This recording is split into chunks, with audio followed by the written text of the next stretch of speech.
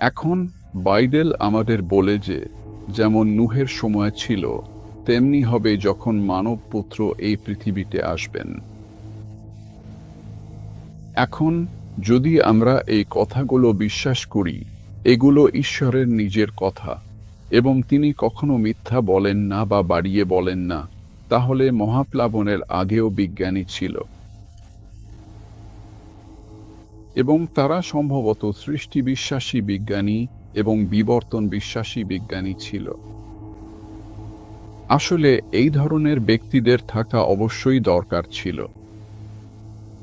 এখন আদিপুস্তক ২ অধ্যায়ে বাইবেলে বলা হয়েছে যে মহাপ্লাবনের আগের দিনগুলোতে পৃথিবীতে কখনো বৃষ্টি হয়নি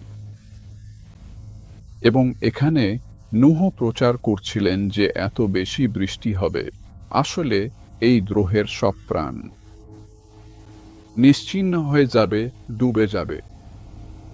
আর তিনি এই নৌকাটি তৈরি করছিলেন এবং মানুষকে আসার জন্য আমন্ত্রণ জানিয়েছিলেন।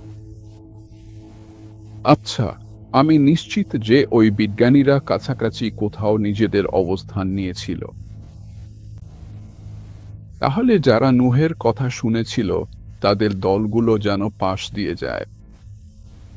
আর তারা বলতো, এখন যদি আপনারা একটু বৈজ্ঞানিক কিছু শুনতে চান, এই পাগল লোকটা যা বলছে তার একটা বৈজ্ঞানিক বিশ্লেষণ শুনতে চাইলে তাহলে আমার কথা শুনুন।